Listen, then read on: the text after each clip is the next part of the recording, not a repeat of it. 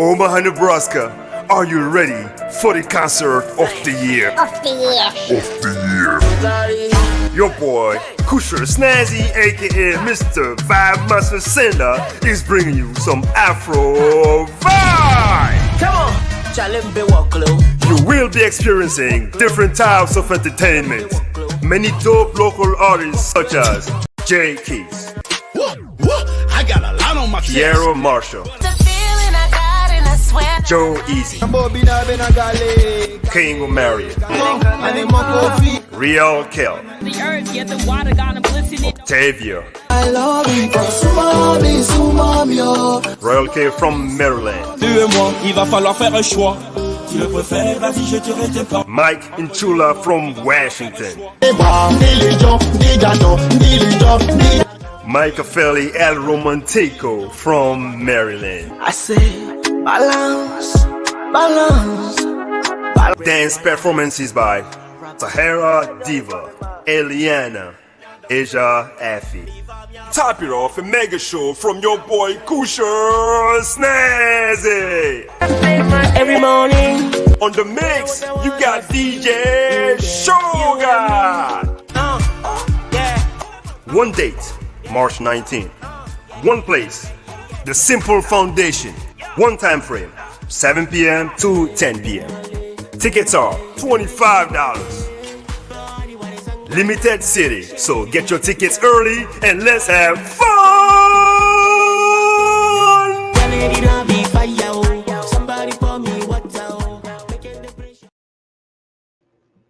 Hello everyone, welcome to Afro Swag Media and Magazine. My name is Deborah Dogba. As always, I'll be your host on this show. And today we have a very, very special guest. I'm going to bring her to the camera so that she can introduce herself.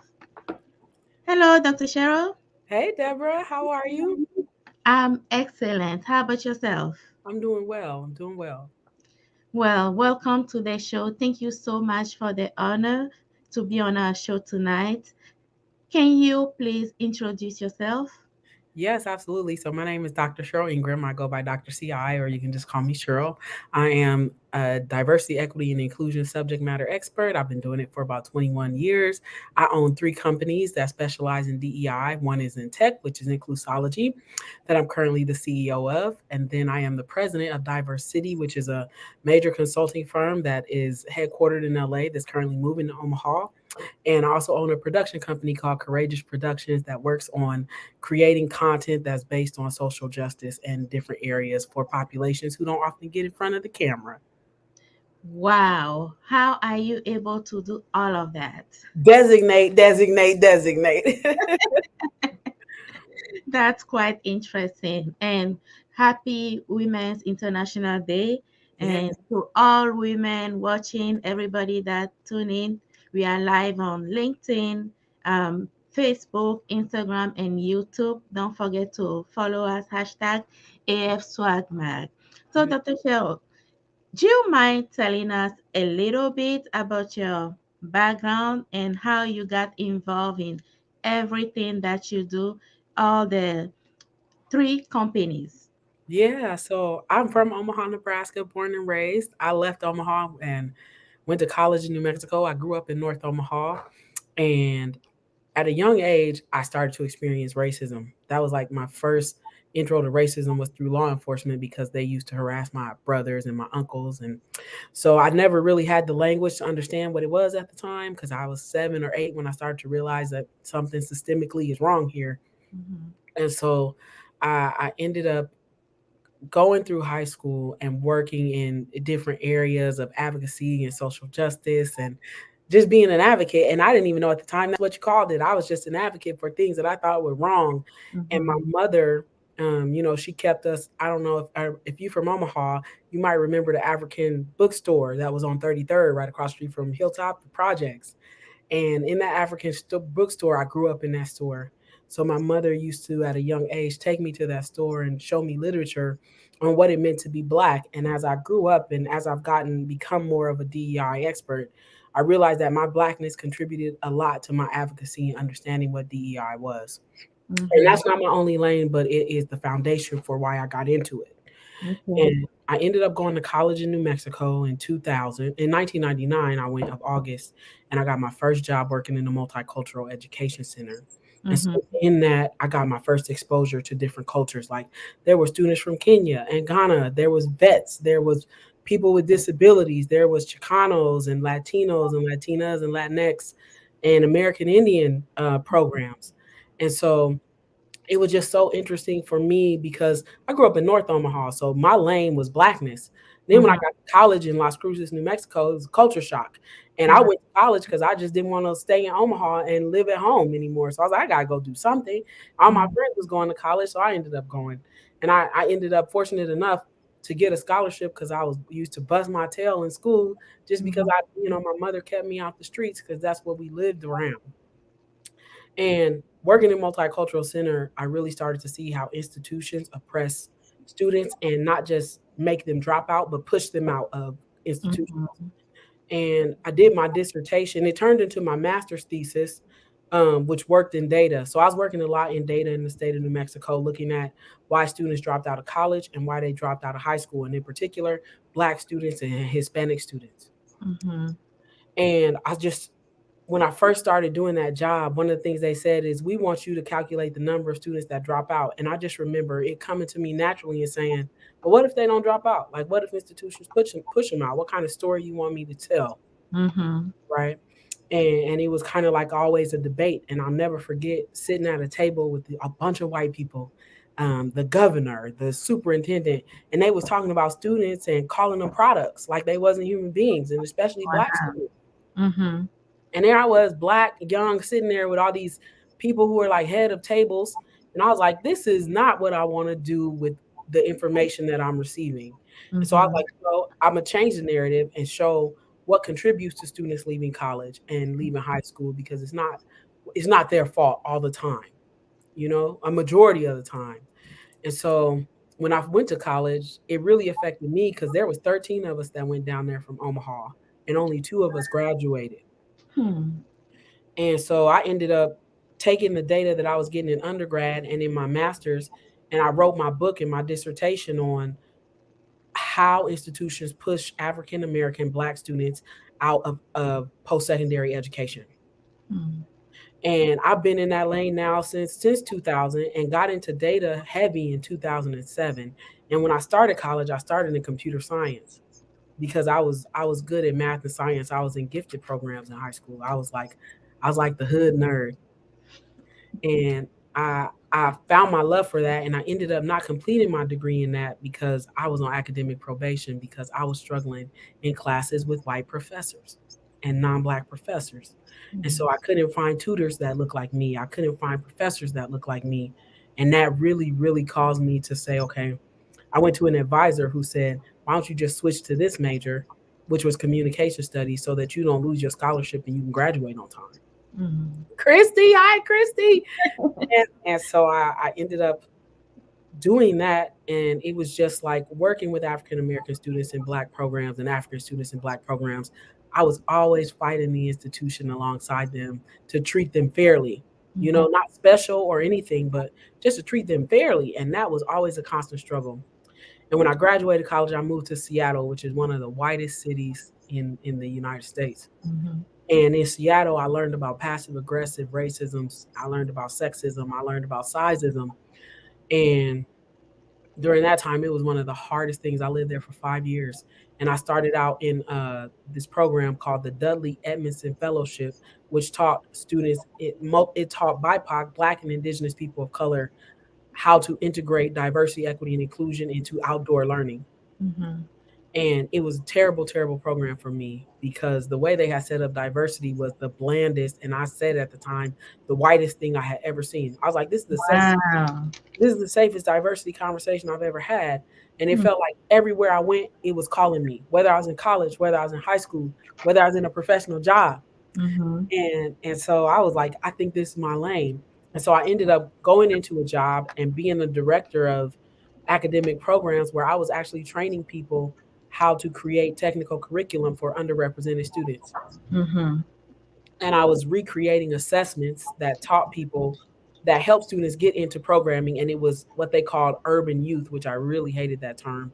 ages 18 to 24 that came from everywhere. And so we had immigrants, we had BIPOC students, we had LGBTQ plus students. I mean, and they were struggling in our program because it wasn't set up for them to succeed. So I Mm-hmm. ended up revamping the assessment and the curriculum for that program and training teachers on how to accommodate students who come from diverse backgrounds. And our admissions rate increased by 50% and our graduation rate increased substantially for each one of those populations. And by that, at that time, I was also being severely mistreated in that job because I was one of the only Black women that worked at that job. Mm-hmm. And I was like, I'm onto something here. And through circumstances and my mother passing and me having a kind of a life crisis in that moment, I was like, I'm gonna go be an entrepreneur and answer this calling. And that's how I got here. Wow, what a journey. I commend you on your background, and you got exposed to the issue very early on, and you didn't stop there as you continue with your education and relocating to several places. As you were dealing with the issue, you just, found solutions and ways to help others, not just yourself. That's very commendable. And it's interesting how you were exposed to, you know, all the diverse population, Yeah. even though you said Seattle is known as a white community or something, Hmm. you know. Tell me, I was reading a little bit about your background and I saw that you do have some amazing clients. Yeah, yeah, yes. How were you able to acquire that? I mean, among which Netflix? Yeah, that was a hell of a journey. You know, when I first started my business, the first year I had one client and I made $10,000 the first year. I had moved out of my apartment. I was sleeping on the floor and in a bed, and I was renting a room and sharing a room with someone in a house. And I remember I started hustling. Like I was going to conferences. I created a YouTube channel. I was talking about diversity, equity, and inclusion in a way that a lot of people hadn't heard it, Mm-hmm. right? And so I was investing. I sacrificed and started investing and networking and going to all these big conferences, meeting all these people. And when you do one client well, they talk to other people, and Mm-hmm. those people know people.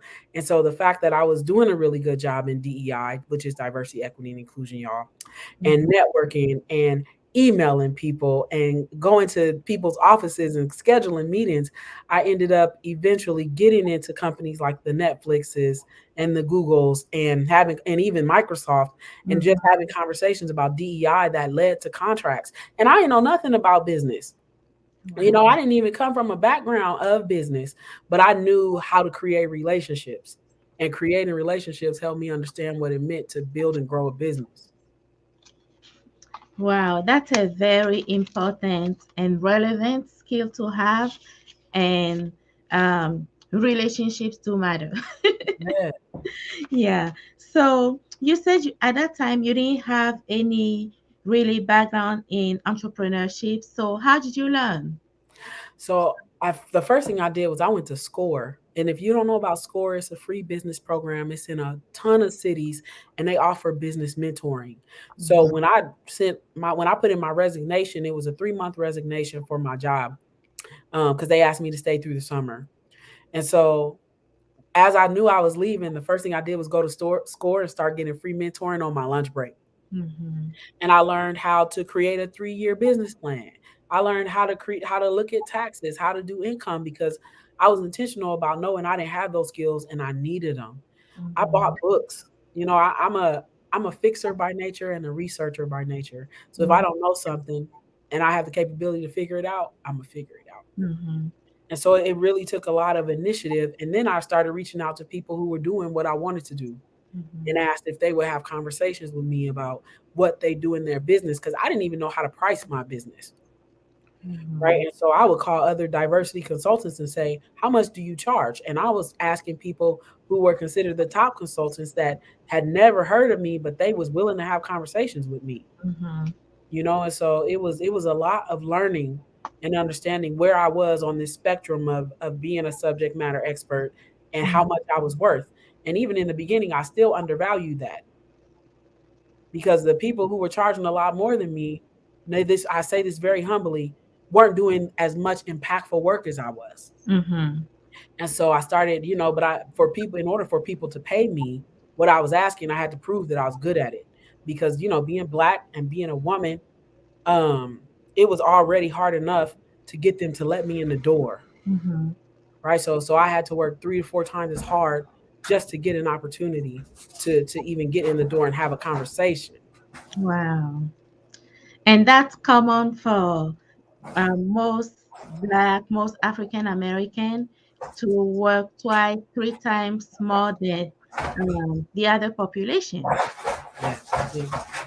All right, we will take a quick break, and then when we come back, we'll dive into some of the questions that I have here for you. You know the phrase or sentence I hate most in defense of police brutality against Black people? A few bad eggs. That, my friend, is a phrase you cannot use in a situation of life and death. We won't stop fighting till glory comes. Happy birthday to you. Happy birthday, baby. You broke ass nigga, you can't tell me what to do. And you want to talk about that right now? Oh, wait, babe. I think I've been pulled over by this cop party. It could be really racist. Always looking for some trouble where there ain't none. License and registration, please. So you saying Black people should just be perfect? Also, they can avoid a racist system. If the Black community wants to rise, we need to start taking responsibility for our actions. You just stand right back, okay? I ain't got time for this shit. Terrence, I'm gonna tell you right now, those two, they up to no good. I ain't going nowhere without my money. What money, Terrence? There is no doubt in my mind that they are killing the best of us. Here we go again. You can't marry Shanita. She's not good for you. What were you thinking, Wale? Where's my money, man? You back selling drugs again?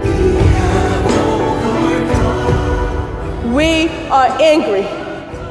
We are going to use our anger to say enough is enough.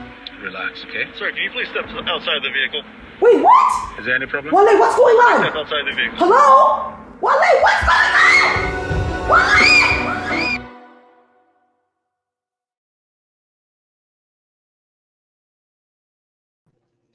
Thank you, everyone that stay with us. Thank you for tuning in. Thank you, Christy. Thank you, Kosha. Thank you, Ben, and everyone else. Today we have Dr. Cheryl Ingram, and she is the CEO and founder of Inclusology.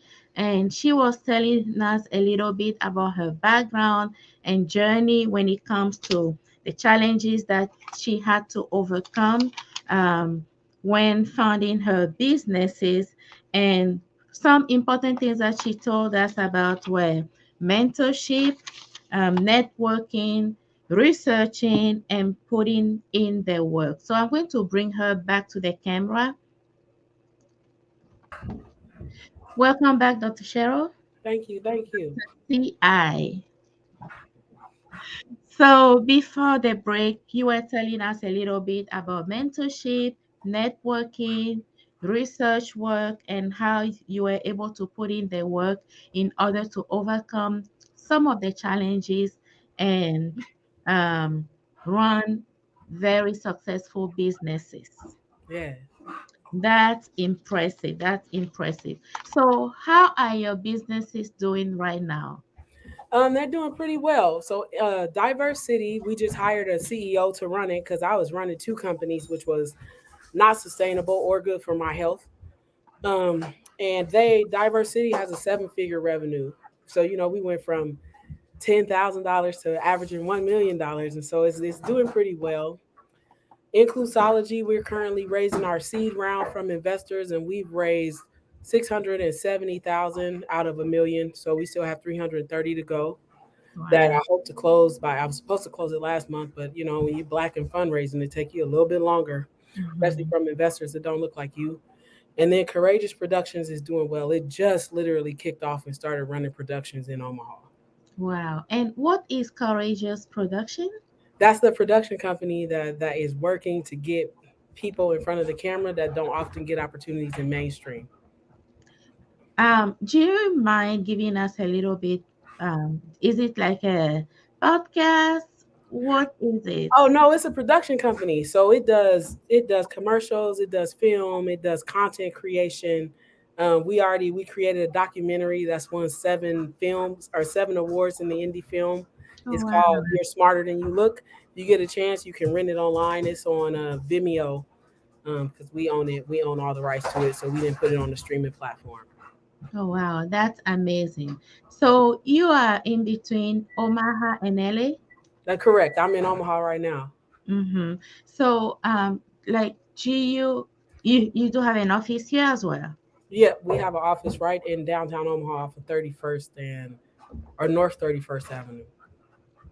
And I remember about 2 years ago, you had an event at the Highlander where you were able to award some organizations and, it's entrepreneurship based. Can you tell us a little bit about that? And also, is it going to be an ongoing thing or is it just one time thing?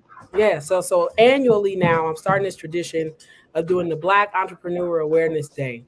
And what it is we partnered last year with Microsoft, Xbox, and they wrote us a check. And what we did is we brought investors, funders, and people who knew how to write business plans all into one space and invited Black entrepreneurs. And we gave out about $15,000 in scholarships to entrepreneurs. I shouldn't even say scholarships, it was grants. It was unrestricted revenue. And what I really wanted to do was create a space for people who are aspiring, whether you had a business plan, an idea, or a business that was already functioning, to come get mentorship and understand how to scale and grow your business. Because one of the things I'm big on is creating generational wealth for our people, especially in North Omaha. And so the goal is to do that every year and increase funding and participation every year and get more companies involved. So we can really create a detrimental or a great impact for people who are struggling, or especially our people who are working to build businesses and create generational wealth. So, how are the awardees doing now? The ones that received the grant? Yeah, Christy is one of our grant recipients. And so out of all of the businesses that received the grant, we gave grants to 13 entrepreneurs all from North Omaha.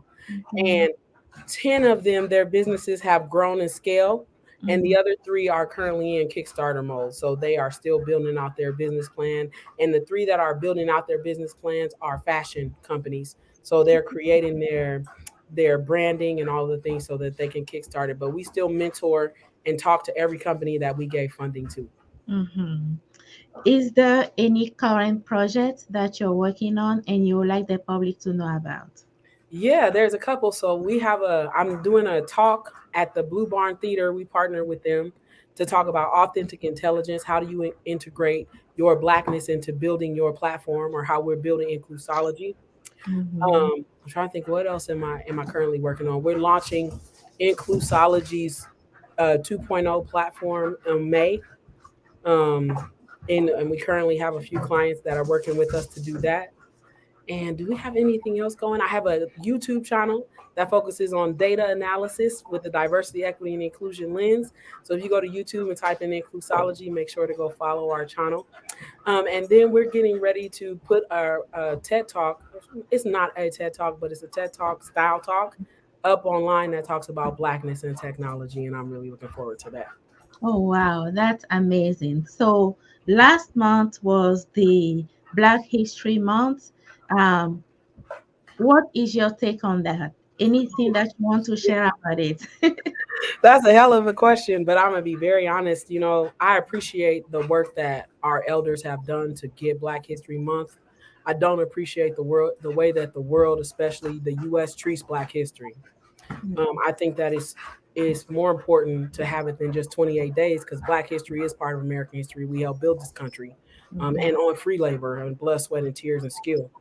And so I think that if you're going to celebrate Black history, you should do it consistently and not just 28 days. But I do have to give respect to our elders who worked to get that month. and just to get the recognition for some of the achievements that have led to America prospering the way it has off of the backs of Blackness. And then here we are in the month of March, which is known as Women's Month, International Women's Day. And what's your take on that? Here's my thing. I usually have a issue with days that singularly celebrate Black, Indigenous, people of color, and underrepresented populations. So here we are on International Women's Day, and we're coming off of a pandemic where women, especially international and Black, Indigenous, people of color, left the workplace at an accelerated rate because they were mistreated, especially during the pandemic, right? So if you're going to celebrate Happy International Women's Day, make sure that women are happy in the workplace, right? And appreciate them all the time. It's the same lens and feeling that I have about Black History Month, but I appreciate the work that people put into to get that day, because most of the people who did put in the work to get that day look like us. You know what I'm saying? Are international women and women of color. And so, are racially stigmatized identities, as I like to say.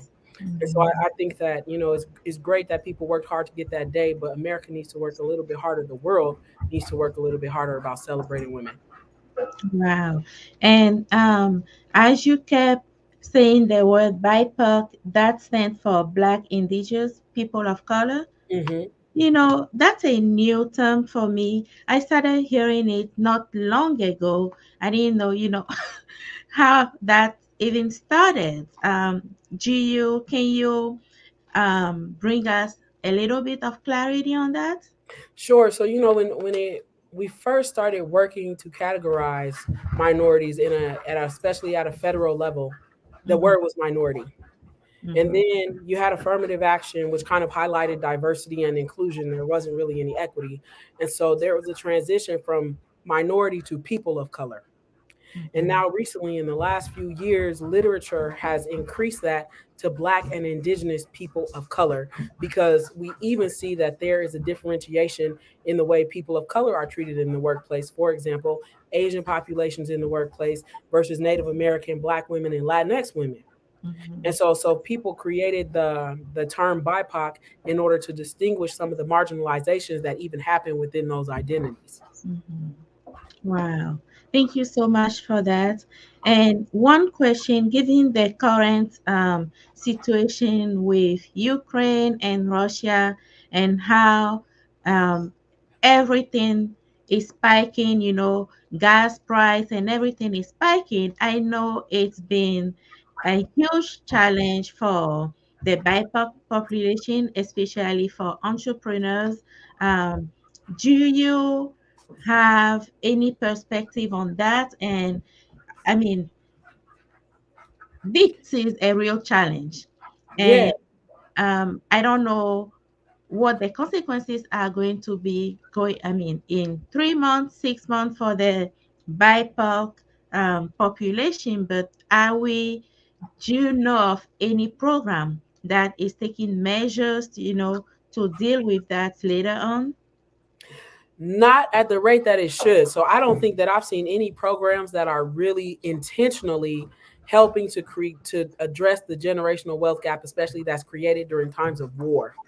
So you have organizations that are creating like stipends federally and food stamps and things like that to help people.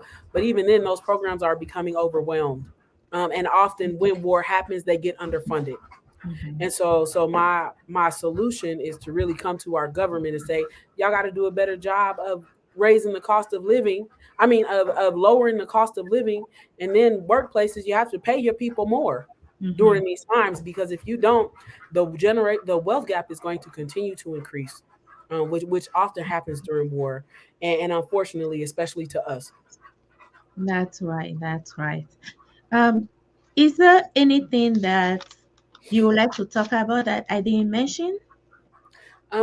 Let's see. Is there anything that I want to talk about that you didn't mention?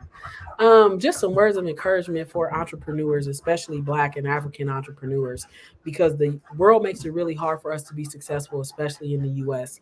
And I want you to understand that you need to stay humble. You got to work hard. You got to be kind. Don't turn into the things that oppress you, right? And especially oppress one another, and be intentional about doing the work And understanding that it's not going to come to you overnight. I've been an entrepreneur now for 6 years, and we just started to see a profit 2 years ago. And so I've been fortunate enough to be in that space to have that, but initially it was a struggle. And so you got to be humble, but you got to work hard, and you got to lift people up with you that are willing to do the work.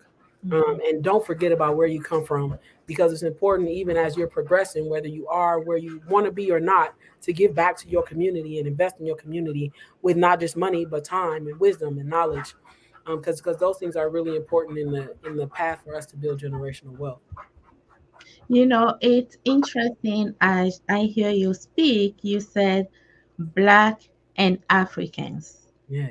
I love that, because my thing is, why should there be any African Americans? It's Black and Africans. Yeah. I agree. I think that I don't often use the term African American, because I feel like Blackness has been created in the essence of pride and the hard work of our people. And I often think that people want to combine Blackness and Africanness together. And even though Blackness it comes from Africanness, there should be a differentiation, because the nations are different. Right, the nations are different. Well, thank you so much. I know you're very busy. So I'm not going to take much of your time, but I mean, our platform is always open to you. Whenever you feel like you need to communicate something, feel free to reach out to us, and then we will let you in. Anything else that you want to add? Yeah, make sure to go check out my documentary. It's called You're Smarter Than You Look. It is literally geared on being Black and being an entrepreneur and growing up in Omaha, Nebraska. And so if you are looking for some guidance and you want some understanding and some love, go on Vimeo and check out You're Smarter Than You Look, because it is worth your time. And then you also have a YouTube channel, and they can just type Inclusology. Yeah, I have 2 YouTube channels. One that's called Diverse City, which is CITY LLC. And then also I have a YouTube channel called Inclusology, which focuses on data in DEI, and Diverse Cities channel focuses on diversity, equity, and inclusion concepts in the workplace, like bias, etc. And you also wrote a book? I did. I have a book called Soulful Words. It's the journey of 9 Black students in a higher post-secondary education. And where do we find the book? Is it on? It's on Amazon and Barnes and Noble. Okay. Is there any upcoming book? No, I'm not focused on a book right now. Just growing and scaling business, but eventually another one is coming. Okay. And one last question: is there anything that you're looking for right now in terms of clientele or anything? Yes, I am. We are looking to launch Inclusology in some enterprise companies. So if there are any enterprise companies that are interested, please contact us at Cheryl@inclusology.com. And then also investors. We're trying to close our seed round. We have $330,000 more to go to reach our $1 million. So if you know any investors who are interested in software or diversity, equity, and inclusion, please come talk to us, or big data. Well, thank you so much. So you've heard, thank you everybody that tuned in tonight. Thank you, Fidel. Thank you, Christy. Thank you, Kosha. And thank you, Saderia and Ben. Grateful. We are so appreciative of you. Thank you for tuning in. And you can reach Dr. Cheryl at Inclusology.com. Yes. Yes. If you know any company, any enterprise that has the need in DEI, feel free to reach out. And if you are an investor, we do need you. Thank you so much, Dr. Cheryl. Have a good night. You too, Deborah, and thank you. Thank you for the opportunity to come join you on your wonderful podcast. Thank you. Bye-bye. Omaha, Nebraska, are you ready for the concert of the year? Your boy, Kusher Snazzy, aka Mr. Vibe Master Sender, is bringing you some Afro vibe. Come on, Chalembe Waklo. You will be experiencing different types of entertainment. Many dope local artists such as Jay Keys, I got a lot on my Piero Marshall, Joe Easy, King Omarion, Real Kill, The earth, yeah, the water gonna glisten it. Octavia, I love you, sumami, oh. Royal K from Maryland, Tu et moi, il va falloir faire un choix. Tu le préfères, vas-y, je te retiens pas. Mike Inchula from Washington, Mike Felly El Romantico from Maryland. I say, balance, balance. Dance performances by Sahara Diva, Eliana, Asia Affy. Top it off a mega show from your boy Kusher Snazzy. Every morning. On the mix, you got DJ Sugar. One date, March 19th. One place, The Simple Foundation. One time frame, 7 p.m. to 10 p.m. Tickets are $25. Limited city, so get your tickets early and let's have fun!